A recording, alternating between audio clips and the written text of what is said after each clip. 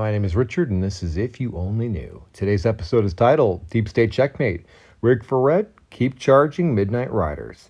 Now, before we get into today's report, I have some exciting news. If you want to support If You Only Knew, I am thrilled to announce that If You Only Knew is a proud affiliate of My Daily Choice, the leading made in the USA CBD that is organic, non-GMO, and USA-grown CBD from hemp grown here in the USA as well. People use CBD as natural treatment for a variety of health issues, though it can be confusing as to what brand to trust in regards to purity. Well, look no further.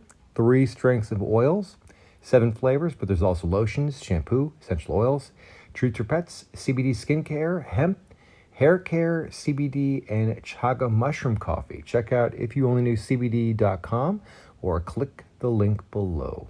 Now, let's get into the headlines.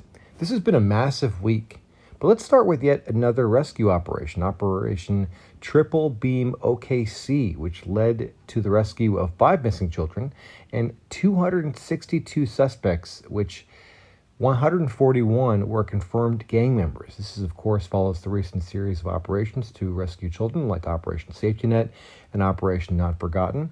Let's also follow up on stories from last week. Over 30 GOP lawmakers have called for an investigation into Netflix for the controversial film Cuties, while the star of another Netflix series, Cheer, has been arrested on child pornography charges. The FBI raided the home of Harris as a result of a complaint that he had been requesting and receiving pornography on Snapchat, which seems like something all too common these days, is how technology platforms seem to overlook the subject of child porn while highly censoring other subjects. Another topic from last week that continued was the media's failed attempt to attribute the wildfires to climate change, not the 14 individuals so far arrested for arson. Images of individuals and posts have gone viral, clearly showing individuals with intent on being the cause of arson, as per the Portland Post, encouraging attendees to be water and spread fire. Now, fortunately, there are many brave American men and women who formed a hillbilly fire brigade, over 1,200 volunteers. Again, just a positive story you won't necessarily hear about through the mainstream media when the goal of their narrative is to drive fear. Also regarding the fires, check out these photos posted by the Kate Awakening of perfectly vaporized houses with trees still intact just a few feet away. Now, obviously, the media won't touch this story, but it's been made public that both China and Russia have energy weapons in space. And I expect to hear about the unveiling of new space technology and the discovery of new life, like this article discussing traces of phosphine gas that could be containing microbes. There's a satellite expected to be taking another closer look in the near future, so I expect to hear about this again soon and all they discover. But going back to the topic of space, and also given the POTUS recent withdrawal of troops from the Middle East, all the peace treaties and desires to end wars, this will give the USA industrial military complex an incentive for the USA to champion space by transitioning to manufacturing for space, which will also include the mining of materials in space, as well as this lunar gold rush implies. But they're not talking about actual gold, it's about helium-3, which has potential for clean nuclear fusion-driven power. Expect to hear a lot more about space and the Space Force, and especially anything that the media can use to clog the news cycle, like they will with the passing of Ruth Bader Ginsburg, which we will get to later in the report. You can expect just about anything to come up as a distraction from the public.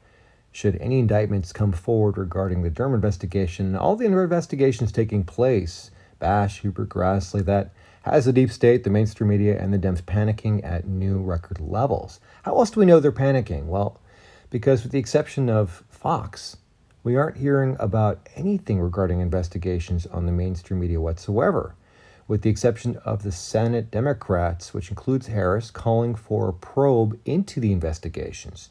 And why do they want a probe? Well, this too is panic. You don't call for a probe when you're the ones in control.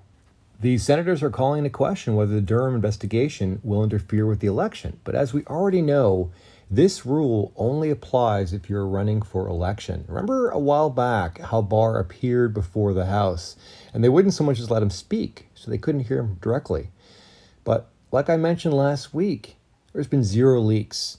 So there's terror and even denial, like with Peter Strzok, who's refusing to voluntarily appear before the Senate at the request of Lindsey Graham and is publicly questioning the investigation, but we know this is panic. A large number of ex-Obama officials, 35 of them, have been sent subpoenas to appear before the Senate, including Comey.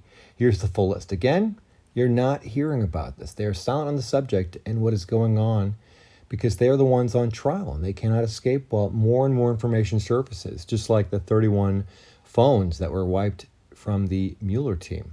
Everything they tried to run from is coming back to haunt them. Nothing can stop this while everything they try to do continues to fail. Adam Schiff had recently come forward with yet another whistleblower. No one took him seriously, and it appears that it's already blown up in his face when the email itself was released. Nothing is working, and that is making them panic. Imagine how this is making them panic. That Sidney Powell is on the short list to be the new head of the FBI when Wray's replaced. Flynn's lawyer becoming the head of the FBI. Do you think that would create panic? I believe so. How else can you sense that there's panic? Well, here's a tweet from Jenna Jameson. Apparently, Tom Hanks has just deleted 3 years worth of tweets in the last hour. And you know who else is panicking? Prince Andrew. How else can you tell there's panic in general? Well, you can also tell when the MSM gets sloppy and shows footage from a Trump rally in order to demonstrate how strong Latino support is for Biden while they're still wearing Trump hats. How else can you tell there's panic? You could tell by their silence of big tech when there's mass distrust from the public. In this study, the majority of Americans are concerned about big tech's economic and political power. Also, while they deny the charges, Facebook was sued for allegedly spying on Instagram users through the camera. And again, you're not hearing about these stories from the mainstream media or posted on social media. You can tell there's panic when the deep state is getting called out on everything. After the mainstream media ran articles touting Harris for wearing Timberland boots, when Governor Newsom shot his propaganda video blaming the fires on climate change, the property owner called them both out for trespassing. The overwhelming public isn't buying this and is calling them out on everything. Whereas with the president, you've seen parade after rally. Here's the rally schedule for this week alone, and check this out. Another parade with John Deere tractors. After an estimated over $2 billion in damage, Nancy Pelosi has been forced to walk back her statements and condemn the riots. The entire narrative is falling apart, and she's being forced to walk back her earlier positions. This poll, which gauges support for BLM, is showing a 10-point drop. Also, 84% of black votes fear lawlessness and want the police protected. A Fox poll shows more voters consider the unrest riots and not protests. The strategy backfired, and the average person is turned off. To the average person, the riots are not appealing. Listen to these protesters talk about supporting black criminals. Say, who do we protect? You said black criminals. Who do we protect? Black criminals! Who do we protect? Black criminals! When I say who do we... It's all falling apart, the entire narrative, the 16-year plan, and, well, just about everything. The president announced this week to take a measure with an initiative to reinforce the education system to make sure that Americans are taught a patriotic history and to make sure this never happens again. It's all backfired, all of it. Dems are switching parties. The walkaway movement is now massive. Also, the Seattle mayor who allowed Chaz to even happen, well, she's definitely panicking because she may be facing federal charges for failing to protect her city. By the way, this wasn't the only time Pelosi was getting called out. First it was for the hair, then it was for the gyms, and now we see that Pelosi also attended a mass in San Francisco while the state was in lockdown. By the way, Pelosi isn't the only person being called out for walking back statements publicly. So was Joe Rogan. And this is, of course, after Joe Rogan made statements that the source of the fires was arson caused by a group of people versus the failed climate change narrative. Well, obviously Rogan is a paid actor. He works for the left, and he has to keep to the script, and especially with his new contract from Spotify. But going back to Pelosi and rioting, Barr has now told prosecutors to charge rioters with sedition. Like the president's previous order, to anyone caught damaging a statue is punishable with a 10-year sentence. Sedition is a 20-year federal crime that immediately resulted in the quieting of riots in almost every state. In fact, the siege was even canceled. There was an Occupy Wall Street group that had planned a 50-day siege on the White House. And since the announcement of the sedition charges, well, no one has showed up. That is until Friday night when these arrests were recorded in New York City. Momentum looked like it was growing until the announcement of the passing of Ruth Bader Ginsburg. And when that happened, it all just sort of stopped. Now, yes, there was some activity in Portland over the weekend, but for the most part, attention was turned completely towards the passing of Ginsburg. Now, a few patriots noticed something that was off on the different timestamps. It didn't match up with the other publications by 10 hours from the New York Times. Strangely enough, this feeling was that of deja vu from a year ago when Fox accidentally announced Ginsburg's death 1 year early. Interesting to note that the time of death also coincides with the Jewish tradition, as Dave wrote in this post. But given the cult-like ritual behavior of the deep state, the timing is probably not a coincidence. Now, there's many that believe she may have died a year ago, and there's also theories circulating that maybe she wasn't the real Ginsburg. And since then, there's also been hardly any images that have surfaced of Ginsburg seen in public. Now, I do believe that the timing is not a coincidence, but for a whole different reason. I believe that the deep state, the Dems, and the MSM are planning to cause chaos after the elections, and that this event will now become a catalyst to be used to manipulate the public. Now, what did immediately surface upon her passing was that her dying wish was not to be replaced until there is a new president in the White House. Well, you can say what you wish, but this will not change the way the government works. Obviously, liberals exploded as they have in the past with threats to incite violence and unrest, threats to burn it all down and create mass riots were posted, became viral. Even media figures like Reza Aslan, who used to have a show on CNN, also made these claims. There were even anger directed at Ginsburg for not dying in 2021. Now, it didn't help that AOC called to radicalize Democrats because of the passing of Ginsburg. Posts calling to kill Mitch McConnell also went viral as protesters assembled in front of McConnell's house. The timing is questionable since immediately following the president was sent a package containing the poison ricin. Now, despite the public tantrums in the past, Obama was in favor of an immediate call to replace the empty seat. Hashtag do your job. Here you can see that Schumer echoed the same words and now has done a 180-degree turnaround demanding that we wait until after the elections. Rogan O'Hanley pointed out it's the people's seat, and right now it's empty.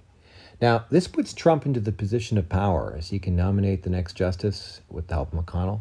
Unfortunately, I think we can all expect for this to become another Kavanaugh, and that there'll be attacks on whoever is nominated. However, I'd say that the most important takeaway from this is that this may have thrown a wrench into the plan to stall the elections and cause chaos. With this event, we now have the stage set for more riots, while we also know that China is making fake ballots that the Democrats are hoping to push into the election into a legal battle where it's decided by the Supreme Court. Now, even if the president were not going to get his pick, and Murkowski, Collins, and Romney were not to merely abstain, but they vote against the president's Supreme Court nominee, it would equal a 50-50 Senate vote, making the vice president, Mike Pence, the tiebreaker.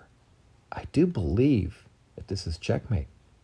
Now, I entitled the report, Checkmate, Rigged for Red, Keep Charging Midnight Riders for a good reason. Well, first, because we are at a series of checkmate positions where the narrative is running out of moves. They're boxed in and the exits are blocked up. In the meantime, Rig for Red, the nautical submarine term, which means to dim the light red for night vision, and get ready as the Patriots prepare to release more sensitive information that helps the Patriots and is damning to the deep state. Keep charging, Midnight Riders. We are in the home stretch. Folks, I hope you like this video. If you like my work, please support the channel. There's a few ways you could do this. You could hit that thumbs up button. You could subscribe if you haven't already. Even better, you could share the video because you want to either share the information or just support for the channel. In fact, I'm relying on you to share because I'm hidden from most searches. You can follow the social media on Twitter, on Facebook, on Parler, and it looks like Dan Bongino is trying to create a video hosting company that allows for conservative views called Rumble. That does sound promising. By the way, I do post different stuff on every platform, so you have a reason to follow me on all these different social media networks, as well as to stay connected in case I get deleted next, which is more than possible considering X22 was just issued a strike, Inevitable ET was suspended, and several others. Here's James Woods noting how his follower list is shrinking. Even our favorite anon is suggested to all of us to avoid talking about the number 17, which is advice I'll be taking, but there's definitely rabbit holes I want to return to when it's safe. I do also have a PayPal account if you want to make a donation, folks. I do have a confession in that I have yet to make a single dollar off of any of these videos. Even after 1.2 million views, Google's yet to cut any check from when the videos were monetized, and now they're not monetized. So if you want to be my first patron and send me the first dollar after hundreds of hours of video editing, that'd be amazing, as I do like doing these videos. Now, obviously, I don't do this for the money. Like you, I'm a midnight rider sharing information with fellow patriots. Like you, I am doing this for God and country. But producing this show does take up a lot of time without any monetary incentive. So I do ask you to please support the channel in any way that you can. There is one more thing that you could do to show support, and that is to check out If You Only Knew CBD. See for yourself as to what the hype is really all about and why so many people are using CBD to treat a wide variety of issues. Check out ifyouonlyknewcbd.com or click the link below. As always, I like to end on an upbeat note. Check this out. My name is Richard, and this is If You Only Knew. And then I see a picture, I say, Nancy Pelosi, well, where's her man? And I'll tell you what, she must have treated that beauty salon owner pretty badly. She uses the salon, and the salon turned her in. I was set up. Nancy, you're not supposed to get set up. I was set up. Nancy, you're not supposed to get set up. You must wear your mask. You have to wear your mask. You must wear your mask. You have to wear your mask. I was set up. Nancy, you're not supposed to get set up. How much do they hate Nancy Pelosi? This is the big crazy Nancy. Just like the biggest story. Highly overrated person. Let me just say, they just turned off the camera because they don't want me saying that. And the salon turned her in. If she was set up, then she shouldn't be leading. You know what she should have done, honestly? She should have said, I made a mistake. And then she made a terrible mistake. I was set up. Nancy, you're not supposed to get set up. I was set up. Nancy, you're not supposed to get set up. You must wear your mask. You have to wear your mask. You must wear your mask. You have to wear your mask. I was set up. Nancy, you're not supposed to get set up. As it turns out, it was a setup. So I take responsibility for falling for a setup. I don't wear a mask when I'm washing my hair. Do you wear a mask when you're washing your hair? I've been there many times. I always have a mask. Since we passed the bill, I always have a mask. Now I just had my hair washed. I just came out of the bowl. Now I just had my hair washed, and that's all I'm going to say. I was set up. Nancy, you're not supposed to get set up. I was set up. Nancy, you're not supposed to get set up. You must wear your mask. You have to wear your mask. You must wear your mask. You have to wear your mask. I was set up.